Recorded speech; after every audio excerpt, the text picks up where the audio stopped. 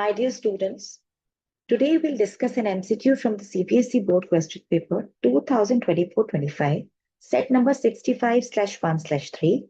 Let's quickly understand the concept behind this problem.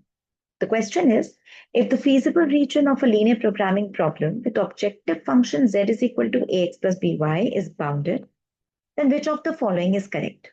Option A, it will only have a maximum value. Option B, it will only have a minimum value. Option C, it will have both maximum and minimum values.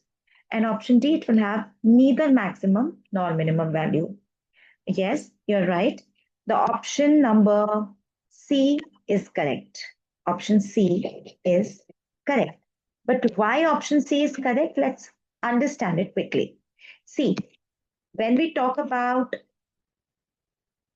the bounded region, so it looks somewhat like here, like this graph, right? And these are the corner points. This is corner point, this is corner point. These all are corner points. Okay. So now, when we are talking about bounded region, basically we are talking about, just a minute. So this is your graph, bounded graph. Okay. So now, when we are talking about bounded region, we are talking about convex polygon where all interior angles are less than 180 degrees. This is the condition of convex polygon, right? So when it is about bounded region and we are saying that option C is correct, that means it will have only both maximum and minimum values. So basically, this holds true because of two basic reasons. Number one, compactness. And number two, linearity. So let's understand both the concepts one by one. When we are talking about compactness, that means a bounded region is basically closed region containing its boundary lines, right?